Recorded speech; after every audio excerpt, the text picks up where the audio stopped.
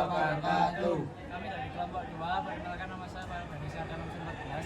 Saya Muhammad Akmal Nugraha, absen 23. Saya Noval Chelsea Farisi, absen 25. Saya Arya Jawa Satria Bilarasi, absen 27. Saya Sabdana Anugrah Ramadan, absen 29. Saya Yuda Milupanado, absen 34. Kali ini kami akan menjelaskan tentang kerajaan Kalingga dan juga Sriwijaya.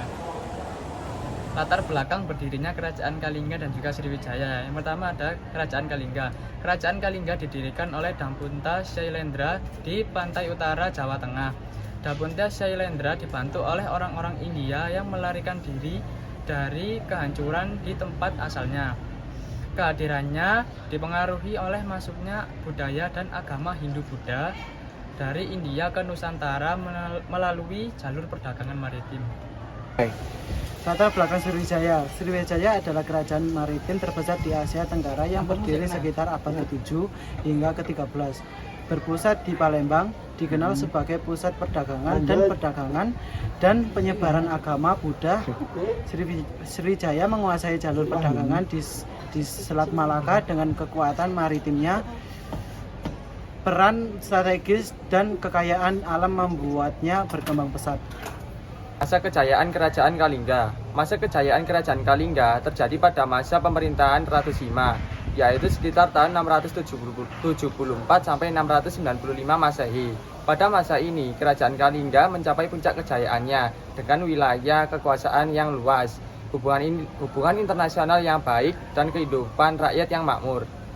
Masa kejayaan Kerajaan Sriwijaya. Masa kejayaan Sriwijaya. Sriwijaya adalah kerajaan Mataram yang berjaya pada abad ke-7 hingga abad ke-11. Berpusat di Palembang, Sumatera, menguasai jalur perdagangan Selat Malaka.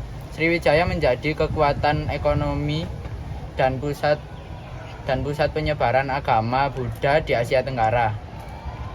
Pengaruhnya meluas hingga Jawa, Semenanjung Malaya, dan Filipina. Kejayaan Cina pada abad ke-11 dan persaingan lokal lambat laun Sriwijaya melemah dan digantikan oleh kerajaan-kerajaan baru seperti Majapahit.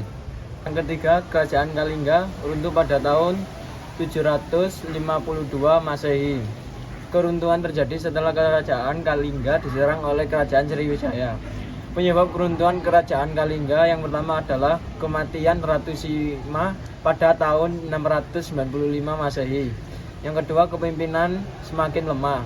Yang ketiga, persaingan dagang dengan kerajaan Sriwijaya.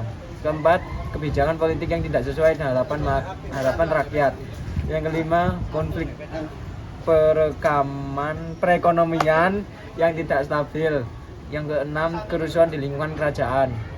Dampak keruntuhan kerajaan Kalingga. Yang pertama ada kerajaan Kalingga terbagi menjadi dua, yaitu kerajaan Keling dan kerajaan Medan.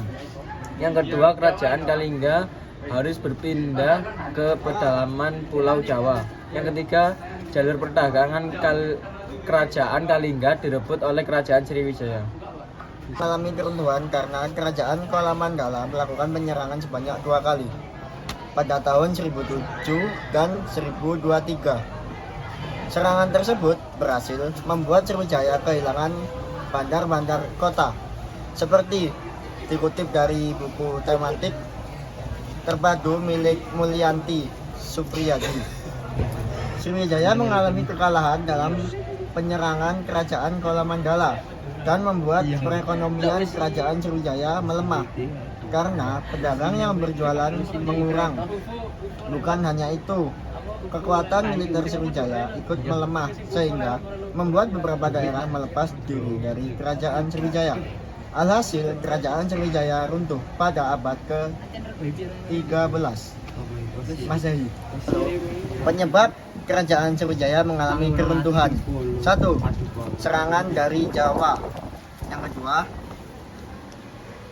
pendangkalan sungai Musi dan menjauhnya garis pantai. Ketiga, masuknya pengaruh Islam. Dan yang keempat, lepasnya wilayah kekuasaan. Budaya dari kerajaan Kalingga adalah menjadi pusat pertukaran budaya di Jawa Tengah dan memperkenalkan kebudayaan Hindu di Sumatera. Penjelasan. Kerajaan Kalingga menjadi pusat pertukaran budaya karena letaknya di jalur perdagangan laut yang strategis. Kedua, Kerajaan Kalingga mengimpor dan mengekspor seni rupa dan budaya melalui perdagangan dan hubungan diplomatik dengan kerajaan-kerajaan tetangga. Lalu, Kerajaan Kalingga memperkenalkan kebudayaan Hindu ke wilayah Sumatera. Kerajaan Kalingga menjadi pusat agama Buddha di Jawa. Dampak budaya dari kerajaan Sriwijaya adalah terjadinya penyebaran Buddhisme Mahayana ke seluruh Asia Tenggara.